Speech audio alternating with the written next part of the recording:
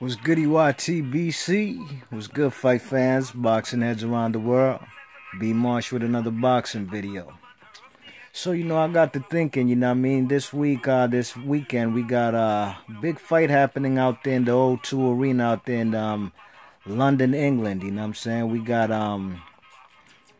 got Triple G versus Gennady Golovkin versus Kell Brook, Of course, we know Triple G is a guy who's the baddest man at middleweight, The guy has 3 belts.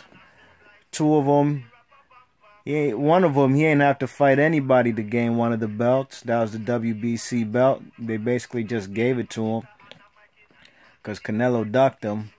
His IBF strap he got off of David Lemieux, who was a world champion because he beat Hassan N'Dam for the vacant belt. So, by definition, he is a world champ.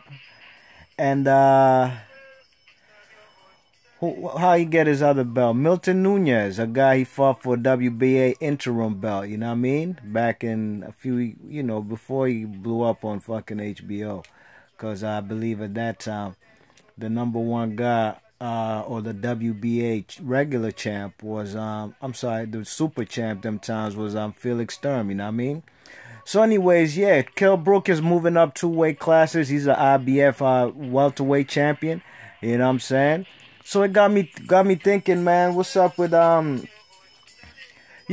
who moved up from welterweight, try to make that jump up and move from welterweight to to middleweight, It's been done before, It's been done before. You know what I'm saying? Kell Brook, some say he got big balls going on to fight the big bad wolf of the middleweight division. I tend to disagree, but that ain't what this video's about, you know what I'm saying?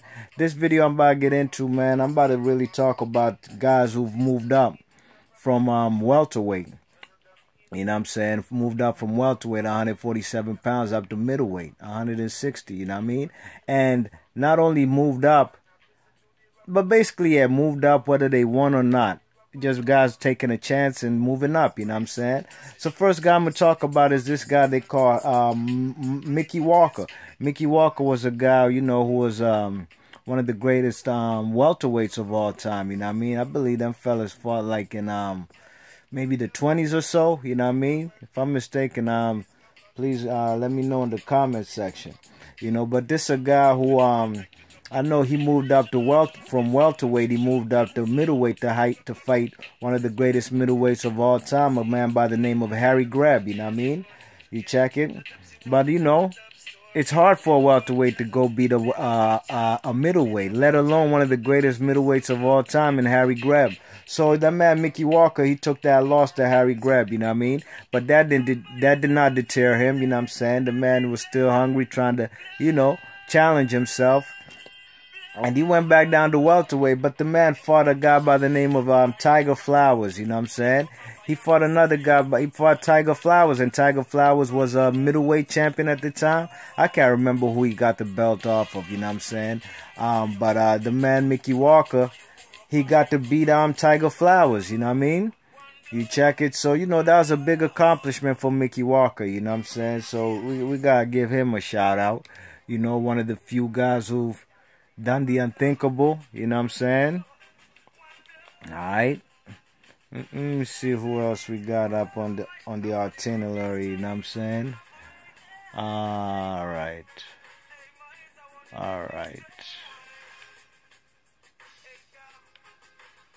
Do you believe in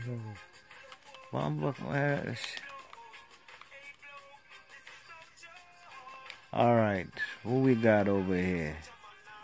We got the great Henry Armstrong.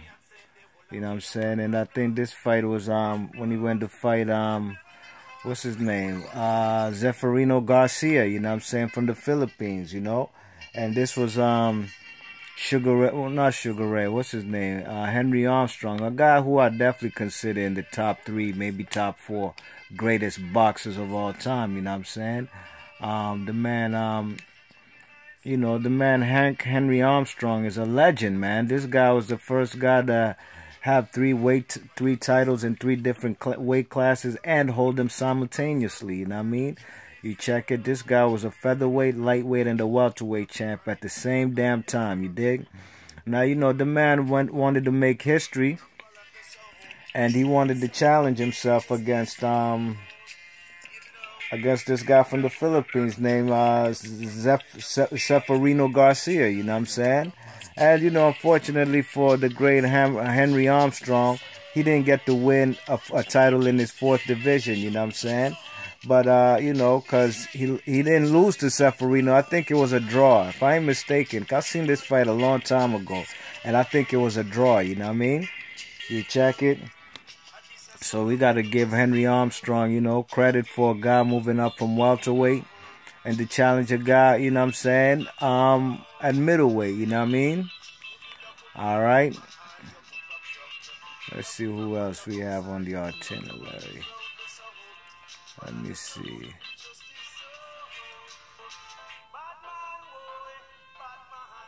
Oh, yeah, no doubt. Here we go. This is a legendary fight right here, man. Legendary fight, legendary, you know, series, you know what I'm saying, at middleweight. This was actually Sugar Ray Robinson, a long-time welterweight, one of the greatest welterweights of all time, arguably the greatest fighter of all time. You know, the man went up to challenge this guy right here by the name of Jake LaMotta. Jake LaMotta is a guy, I can't remember where he was from, you know what I'm saying? I'm not too sure where he was from. But he was a guy who, he fought Sugar Ray Robinson 6 times, you know what I mean? Sugar Ray Robinson beat him 5 out of 6 times. And I believe this was the first fight where the man Sugar Ray Robinson moved up from welterweight.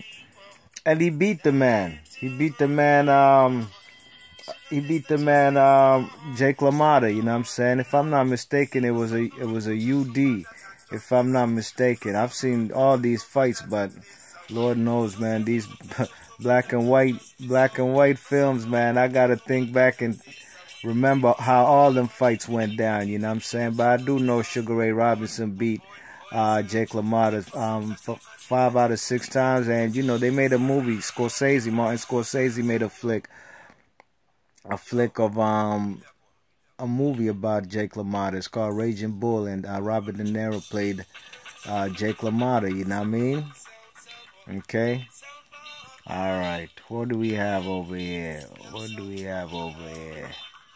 Got another legendary fight.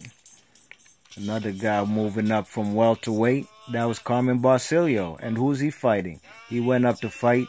And remember, Carmen Barcelio was also a champ at welterweight. I'm talking about guys who were champions at welterweight and who tried to go up to middleweight and win a title. Whether they won or lost, I'm going to talk about them, you know what I mean?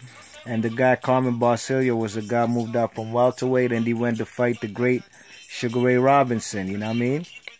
But unfortunately for him, Sugar Ray Robinson, he lost his title to Carmen Barcelio that night, you know what I mean? Great fight, one of the best Sugar Ray Robinson fights you'll ever watch, you know what I mean? This fight went, Carmen Barcelio won this by split decision, you know what I'm saying? So, you know, that's another guy went up to challenge himself. And, you know, these guys, I think every single person I've talked about, from Mickey Walker, Hank Armstrong, Zeferino Garcia, Ray Robinson, Jake LaMotta, these guys are Hall of Famers. Don't get it twisted, you know what I mean? Okay. Let's see who we have next. Let's see who we got next.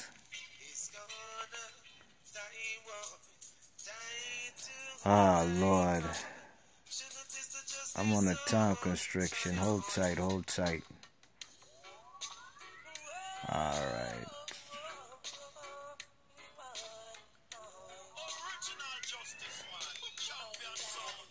We got a guy by the name of, it ain't this fight, but I know Bobo Olsen was a guy who was a middleweight champion. You know what I'm saying? But that ain't who I'm about to talk about anyways. I was really about to talk about the man they call Kid Gavlin. You know what I mean? Kid Gavlin was a Cuban. Great welterweight. One of the greatest welterweights of all time. You know what I mean? Well, you know, he challenged himself. And he went up to fight the guy named Bobo Olsen. Bobo Olsen was a guy who fought Sugar Ray Robinson numerous times. You know what I mean? And he also fought He fought him numerous times, maybe 3 or 4 times, you know what I'm saying? But the man Bubba Olsen, he kept his middleweight title when Kid Gavlin stepped up trying to fight him, you know what I mean? And, you know, he beat him. You check it, he beat him by, I think it was a majority decision, you know what I'm saying? So it was a close fight, you know what I mean? But Kid Gavlin, you know, he did the unthinkable.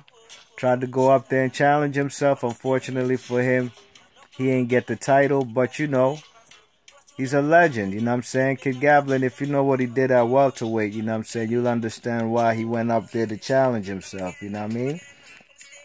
Okay. Then we got also guys like Jose Napoles, you know what I'm saying? Jose Napoles was a guy, you know, a guy who was also a great welterweight, a guy who fought guys like Carlos Monzon, you know what I'm saying? They fought guys like Emil Griffin, you know what I mean? And this guy, Carlos Monzon, this guy, man, he showed him why there's weight divisions in this shit, you know what I mean? And why there's levels in this. And them fellas proceeded to knock this man, Jose Napoles, out. Boom! I think it was like in 2 rounds, you know what I'm saying? It was a KO, no TKO, none of that shit. Straight up and down the Argentine, one of the best middleweights of all time. He let the welterweight know why there's weight divisions, you know what I'm saying? Alright, so unfortunately for Jose Napoles, he couldn't do make history that particular night, you know what I mean? You check it. Who's another guy we have on the itinerary? Yeah, here we go. Another guy we have is, of course, I just mentioned him, and that's Emil Griffin. Emil Griffin, if you see the film right there, this is a fight with Emil Griffin going up to challenge himself against Dick Tiger. Dick Tiger was a long-time champion at middleweight, undisputed. And the man, Emil Griffin, who was an undisputed welterweight himself, he went and beat that man, Dick Tiger, you know what I mean? So we gotta give him a shout out. You know, I'm gonna run through this right fast, you know what I'm saying? Okay, another guy we had was, you know, Emil Griffin, he beat the man, Dick Tiger, matter of fact. He beat him by unanimous decision, you know what I'm saying? Another classic middleweight from welterweight, like welterweight to middleweight was the man Ray Leonard, you know what I'm saying?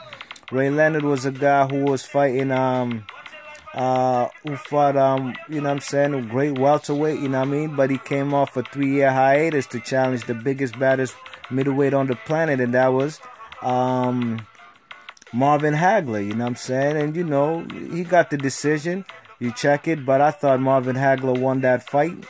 But, you know, nevertheless, that's what the man Sugar Ray Leonard did. He went up, challenged himself, and he beat that man. You know, he had fought one time at 154 when he beat Ayub Kalule from Uganda, you know what I mean? But that was years before the Hagler fight. You check it, he went back to welterweight, you know what I mean? So I'm just talking about guys who jumped up from welterweight and straight up to fight a middleweight, you know what I mean? And another guy we have is Marlon Starling, you know what I'm saying? Marlon Starling was a guy who fought, what's his name? Michael Nunn, you know what I'm saying? He went up to fight Michael Nunn, you check it? In a very close fight, you know what I mean? Very close fight that, you know, some people even have Marlon Starling winning that fight, you know what I mean? You check it? So, you know, those are guys, you know, that have gone up from welterweight, straight up from welterweight. And remember, Marlon Starling was, I believe he was a WBC champ at the time at welterweight, you know what I mean? I think he had beat Lloyd Hunnigan for that green belt. So listen, this my point of the video is showing you all these guys I'm mentioning jumping from welterweight to middleweight. These guys are legends and greats. These guys are not Kell Brook, you know what I'm saying? And you might have asked, why B. Marsh ain't mentioned guys like Felix Trinidad and Duran? Well, Felix Trinidad, he ain't go straight from welterweight to middleweight. He had a WBA junior welterweight strap in the middle. So did Duran. These guys had fought in junior welterweight, you know what I'm saying? So did Tommy Hearns. He was a kingpin at 154. Oscar De La Hoya, same way. When he had a 160 belt, he was already a 154 champ before that. So was guys like Donald Curry, you know what I'm saying? He was an 154 champion himself too, you know what I mean? Plus welterweight, you check it? But he went up to fight guys like Michael Nunn, but lost, you know what I mean? But Cotto, he himself too was, a welterweight, but he was campaigned at 154 before he beat Maravilla, you know what I mean? So, Kell Brook, you know, history shows that this feat right here is hard to be done. And, you know, I don't think he'll make it happen, you know what I mean? He's not a legend like all these guys I mentioned. Let me know in the comment section if you like this video. B Marsh Boxing. Peace.